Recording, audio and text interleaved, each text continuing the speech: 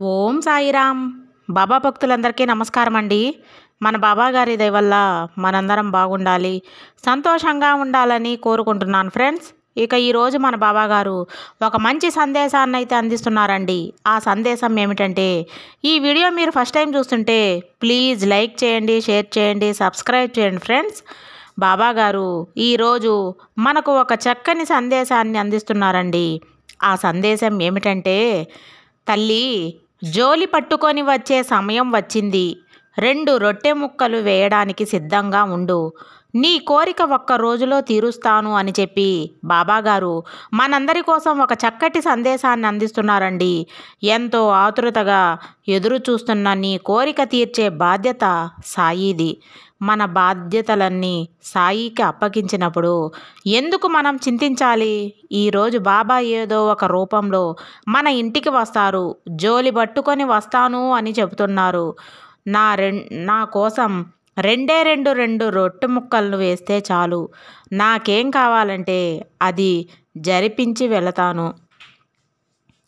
నీ కోరిక ఈరోజే తీరుస్తాను అని బాబాగారు మన కోసం ఈ సందేశం తీసుకువచ్చారు. మరి ఒక్కసారి విని చూద్దాం అసలు బాబా ఏం చెప్పాలి అనుకుంటున్నారో ఈ సందేశం ద్వారా. తల్లి, నీ జీవితంలో నువ్వు కోల్పోయింది తిరిగి వచ్చే బాధ్యత నాది. నువ్వు కంగారు పడకు. నా కోరిక తీరట్లేదు అని కూడా నువ్వు బాధపడనక్కర్లేదు. నీ జీవితంలో నువ్వు ఉన్నత స్థాయిలో నిలబడడానికి ఈరోజు ఈ కష్టం వచ్చింది అనుకో. నేనెప్పుడు నీతోనే ఉండకపోవచ్చు, కానీ నీ కోసం నేనెప్పుడూ ఉంటాను అన్న భరోసా ఒక్క భగవంతుడి దగ్గర నుండి మాత్రమే లభిస్తుంది. ఇంకెవ్వరు చెప్పినా అది మాట వరుసకి మాత్రమే అవుతుంది. అందుకే ఆనందంలో, అవసరంలో, సుఖంలో, దుఃఖంలో భగవంతుణ్ణి విడిచిపెట్టకుండా ప్రార్థించాలి. ఈ గురువు నీ కోసం ఎల్లకాలం శ్రమిస్తూనే ఉంటాడు. నువ్వు నా ప్రియాతి ప్రియమైన బిడ్డవి. నీది అనుకుంటే వదలకు. పట్టుదలతో, ప్రేమతో ఏదైనా సరే సాధించు. వద్దు అనుకుంటే ఎమడకు. చిరునవ్వుతో నొప్పించకుండా తప్పించుకో. అది వస్తువు అయినా సరే, స్నేహమైనా సరే, బంధమైనా సరే, ఏ లక్ష్యమైనా సరే. తల్లి, నువ్వు ఆనందంలో ఉన్నప్పుడు ఒకలా, బాధలో ఉన్నప్పుడు ఒకలా నటించకు. ఎప్పుడు ఒకే వ్యక్తిత్వంతో ఉండు. అన్ని సంబంధాల కంటే గొప్పది భగవత్ సంబంధమే. మిగిలిన సంబంధాలు దేహ బంధాలు. భగవత్ సంబంధం ఇది నీకు ఆత్మబంధం అవుతుంది. తల్లి, మంచి అయినా చెడైనా ఈ రెండూ కూడా వేరువేరుగా నీకు కనిపిస్తాయి.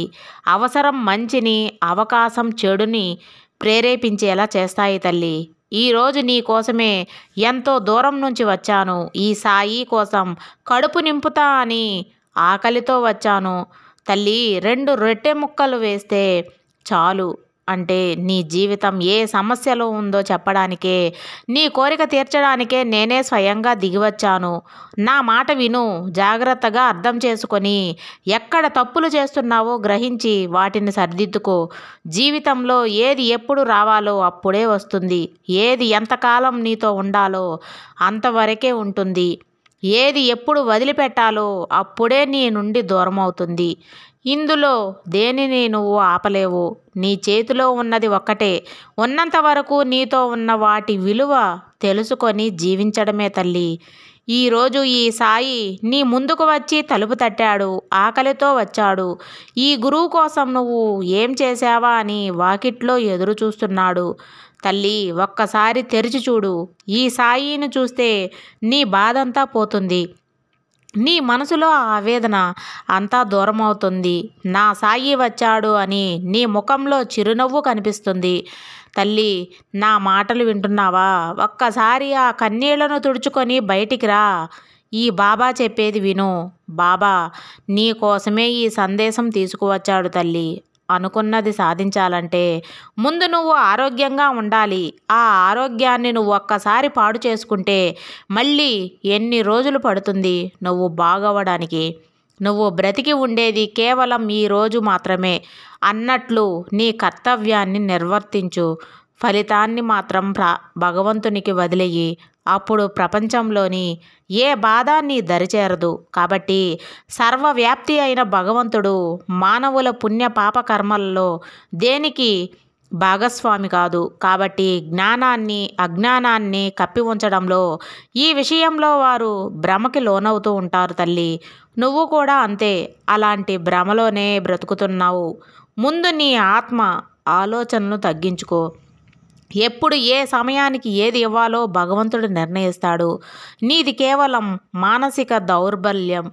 ఎవరి గురించి నిజంగా బాధపడాలో, ఎవరి గురించి బాధపడనక్కర్లేదో నిర్ణయించుకోలేకపోతున్నావు. వివేకం గల వాళ్ళు ఎవరూ చచ్చిపోయినా వాళ్ళ గురించి కానీ, బ్రతికి ఉన్న వాళ్ళ గురించి కానీ బాధపడరు. ఎందుకంటే లోకంలో ప్రతివాడు పుణ్య పాపాలను అనుభవిస్తూ ఉంటాడు. ఇతరులు బాధపడినంత మాత్రాన వాడి సుఖదుఖాల్లో ఏ మార్పు రాదు. అది దైవలీల కనుక నువ్వు ఏదో సాధిద్దామని బాధపడడం తప్పు. ఈరోజు ఏం జరుగుతుందో దానిని ఆచరించు, అనుభవించు. రేపటి రోజు గురించి నువ్వు మర్చిపో. అదృష్టమే రావచ్చు, లేదా బాధైనా కలగవచ్చు. నష్టమైనా జరగవచ్చు, లేదా సంతోషకరమైన రోజులైనా రావచ్చు. ఏది ఎలా రాసి పెట్టాలో భగవంతుడే నిర్ణయిస్తాడు. నువ్వు వాటి గురించి ఎందుకు ఆలోచిస్తున్నావు? ఈరోజు జరుగుతున్నది చూడు. వర్తమానం నీకు అవసరం లేదు. ఇక భవిష్యత్తు అంటావా, అది నీ చేతుల్లోనే లేదు. భగవంతుడు రాసినట్టు జరుగుతుంది. తాత్కాలికంగా ఏది జరుగుతుందో అదే నిజం. తల్లి, నువ్వు పాలల్లో పంచదార వేసినా, పంచదారలో పాలు వేసినా కరిగేది మాత్రమే పంచదార. బాధపడుతూ జీవించినా, నువ్వు జీవిస్తూ బాధపడుతున్నా కోల్పోయేది నీ జీవితమే. నువ్వు పంచదార కరిగిపోయింది అని కాకుండా పాలు రుచి మారిందని సంతోషపడు. నీ జీవితంలో కూడా బాధపడుతూ ఉండకుండా ఓ మంచి గుణపాఠం నేను నేర్చుకుంటున్నాను అన్నది తెలుసుకొని మసులుకోవడమే మంచిది. నువ్వు అనుభవించే ఈ భోగం నిన్న వేరొకరిది, నేడు నీదిగా అయ్యింది, రేపు వేరొకరిగా సొంతం అవ్వచ్చు. మార్పు అనేది ప్రకృతి సహజ ధర్మం. కాబట్టి ఏది నీ చేతుల్లో ఉండదు. ఈరోజు నీతో ఉన్నది రేపు ఉండకపోవచ్చు. రేపు నీతో లేనిది కూడా నీ దగ్గరికి చేరవచ్చు. అంతా ఆ భగవంతుడి లీల. నువ్వు ఉన్నది అనుభవించు. లేని దానికోసం ఆరాటపడవద్దు తల్లి. ఈ ప్రపంచంలోనికి వచ్చిన వారు ఏదో ఒకరోజు ఈ ప్రపంచాన్ని వీడిపోవాల్సిన వారే.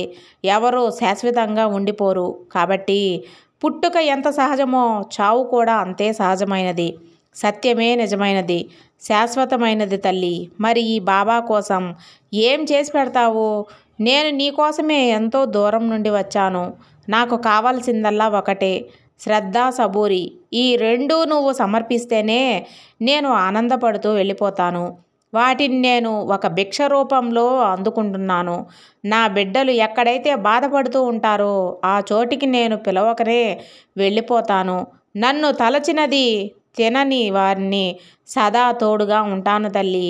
ఇతరులను అనుకరిస్తూ బ్రతికే కంటే అపరిపూర్ణంగా అయిన నీ జీవితాన్ని నువ్వు కొనసాగించడం ఎంతో ఉత్తమం. ఈ జగత్తులో మార్పు అనేది సహజం. ఒకరోజు కోటీశ్వరుడు యాచకుడిగా, యాచకుడు కోటీశ్వరుడిగాను మారవచ్చు. ఏది శాశ్వతం కాదు. నీ ఇంట్లో ఈరోజు బాబా తినడానికి కూడా నా దగ్గర ఏమీ లేవు, ఒకరికి అన్నం పెట్టే శక్తి కూడా నాకు లేదు అని నువ్వు బాధపడవద్దు. నన్ను నమ్ముకున్న వారి ఇంట్లో నా బిడ్డలు ఎవరైతే సదా నన్ను స్మరిస్తూ జ్ఞాప్తి చేస్తూ ఉంటారో వారి జీవితాల్లో ఇలాంటి కష్టం ఎప్పటికీ రాదు. ఎగతాళిగా నవ్వే వాళ్ళని నవ్వనివ్వు, అసూయతో ఏడ్చే వాళ్ళని ఏడవనివ్వు తల్లి. నువ్వు మాత్రం నీలాగే బ్రతుకు. ఏదో ఒకరోజు ఆ నవ్విన వాళ్ళే ఏడ్చిన వాళ్ళు అవుతారు. ఒకరికి సహాయం అందించు. ఆకలితో వచ్చిన వారికి కాస్త అన్నమైనా పెట్టు. ఆకలిని తీరిస్తే ఎంతో పుణ్యం వస్తుంది. అన్నపూర్ణాదేవి సంతోషిస్తుంది. నీకు 100 ఏళ్ల భవిష్యత్తులో ఎప్పటికీ ఆ అవస్థలు రాకుండా చేస్తుంది. కష్టాలు పాలు కాకుండా కాపాడుతుంది తల్లి.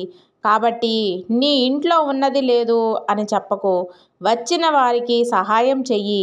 ఆకలితో ఉన్నవారిని కడుపు గుర్తించు. శరీరం నశించిపోతుంది, ఆత్మ శాశ్వతమైనది. సర్వస్వమైన శరీరాన్ని సుఖపెట్టడం కోసం ధర్మాన్ని విడిచిపెట్టి ప్రవర్తించకూడదు. ఆత్మద్రోహానికి పాల్పడకూడదు. ఇది భగవద్గీత చెబుతుంది.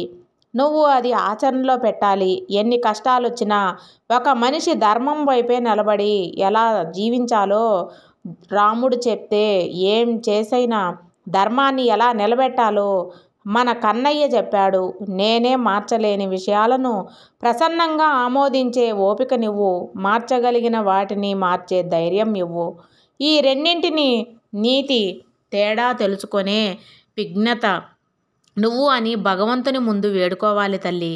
మట్టిలో ఎన్ని క్రిములు ఉన్నా దానితో విగ్రహాలు చేసినప్పుడు వాటిని పూజిస్తాము. అప్పుడు మట్టిని చూడరు, మీ ఇష్ట దైవాన్ని మాత్రమే చూస్తారు. అలాగే ప్రతి మనిషిలో మంచిని మాత్రమే చూడాలి, చెడును కాదు. వారిలో ఉన్న చెడుతత్వం అందరిలోనూ ఉంటుంది. ప్రతి మనిషిలోనూ చెడు నుంచి మంచి, మంచి నుంచి చెడు రెండూ ఉంటాయి. కానీ నువ్వు చూసే చూపును బట్టి నీకు మనిషి కనబడతాడు తల్లి. నువ్వు ఎప్పుడో కోల్పోయిన జీవితం తిరిగి నీ దగ్గరకు చేరబోతుంది. కష్టాలు ఏడ్చినా పోవు అంటారు, సుఖాలు నవ్వితే రావు అంటారు. అవే కష్టాలు గుండె నిర్భరంతో నవ్వుతూ పోరాడితే నేటి కష్టాలే రేపటి సుఖాలవుతాయి. అతి దుర్మార్గమైన పరిస్థితిలో నిన్ను చుట్టుముట్టినప్పుడు నీలోని దయాగుణాన్ని మాత్రం వదులుకోవద్దు.